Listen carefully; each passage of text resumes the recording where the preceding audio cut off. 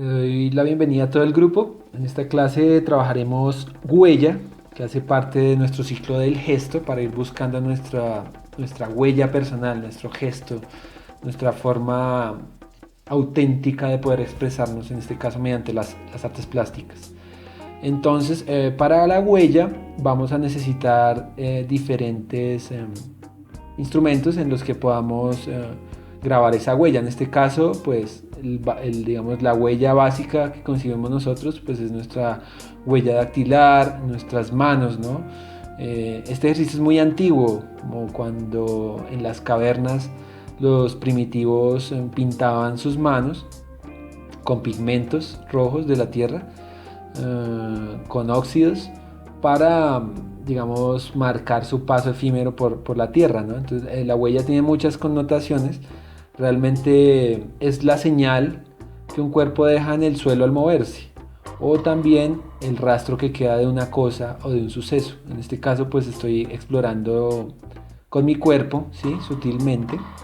Aquí también podemos utilizar vinilos, podemos utilizar tinta, pintura a base de agua, para poder hacer esta exploración de la huella.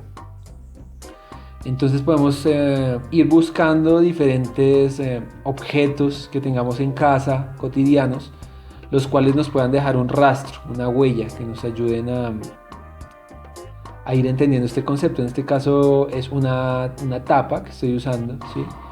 Y obviamente a medida que la uso varias veces, pues digamos, la tinta se va decantando, y esto también puede jugar a favor de nuestras composiciones, ¿no? Realmente en el arte hay que tener muy en cuenta el error, porque del error surgen muchísimas oportunidades. Entonces es importante estar atentos, porque de los errores aprendemos muchísimo, más en estos ejercicios aleatorios, que pensáramos que de pronto nos equivocamos y empezamos a encontrar respuestas que nos pueden servir para resolver nuestros dibujos, ¿no? Y como les decía, pues acá ya estamos usando pigmentos, ¿sí? Ya, digamos, también estamos rozando un poco, bordeando los límites entre dibujo y pintura. Este es un ejercicio que nos va a servir muchísimo en pintura, pero quiero que lo sigamos trabajando en blanco y negro. En este caso estoy planteando una huella de una pluma de un ave, ¿sí? Entonces lo que hice fue como entintarla. Aquí también empieza a jugar el principio del grabado, que es pues la reproducción en serie, ¿no? Básicamente ese es el principio de la gráfica, que viene de la imprenta, y bueno, viene de descubrir este tipo de ejercicios simples, pero que nos van a ayudar a entender todos estos conceptos, ¿no? En grabado vamos a trabajar mucho la huella, porque pues el principio del grabado es básicamente que uno talla una matriz, ya sea de metal, ya sea de linóleo, o ya sea de madera, o de acrílico, y lo que tallemos allí después lo vamos a imprimir un poco como, pues como lo estoy haciendo, obviamente con una máquina, con toda una técnica detrás diferente, pero el principio es el mismo, ¿no? Es básicamente grabar huellas. Podemos usar los pies, ¿no? Para explorar la huella. Podemos, no sé, nuestra mascota también, el gato, se untar las patas de tinta y caminar por nuestro dibujo, y eso empieza, digamos, a enriquecer y a mostrarnos otras posibilidades que no contemplamos normalmente, y que enriquecen mucho, mucho nuestro dibujo, ¿no? En este caso usé una cerámica que tiene una textura atrás, y depende mucho el entintado, ¿no? Aquí digamos que yo usé la tinta muy aguada, entonces a veces no me queda muy claro la impresión. Hay que ser muy concienzudos en la forma de entintar y de imprimirlo, digamos. Entonces, si queremos que sea muy aleatorio, que quede medio borroso, funciona también, depende de lo que queramos. Si queremos que quede muy limpio, muy pulcra, digamos, la huella, tenemos que ser muy conscientes al momento de que la tinta sea muy pareja, de aplicarla bien sobre la superficie que estamos utilizando, para poder tener un resultado realmente positivo en lo que estamos haciendo, ¿no? Entonces aquí yo lo que hice fue, pues, buscar diferentes objetos en mi casa que me permiten empezar a explorar este concepto de la huella. Ya es un concepto muy importante, que también digamos que si pueden armar una carpeta con respecto a estas exploraciones que hagan. Yo aquí estoy haciéndolo en estas dos hojas, eh, pero pues lo que yo les estoy haciendo acá es una explicación. Lo que yo quiero es que ustedes realmente armen una carpeta también de huella, pueden explorar incluso más ordenadamente que lo que yo estoy haciendo, ¿no? Pueden, por ejemplo, en este caso yo entinté una mazorca y estoy empezando a frotarla y a imprimir sobre el papel.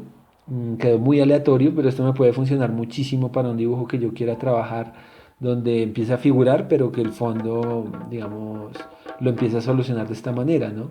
En la naturaleza también tenemos muchísimas texturas em, que podemos aprovechar para hacer huella, ¿no? Entonces aquí vemos cómo los términos se empiezan a entrelazar y a conectar, ¿no?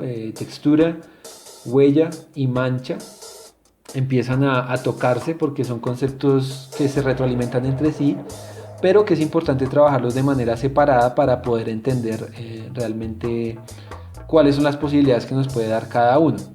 Entonces, pues les invito a dejar volar su creatividad, a encontrar diferentes sellos, diferentes objetos que nos puedan permitir hacer la mancha, incluso nosotros mismos con el cuerpo.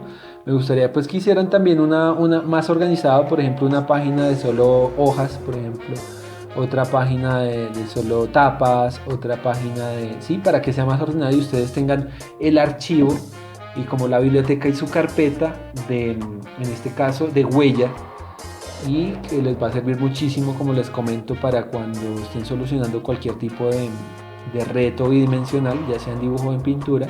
Ustedes recorren a su biblioteca y dicen, aquí me puede funcionar esta textura. Las texturas también pueden incluso llegar a tener una connotación conceptual, ¿no?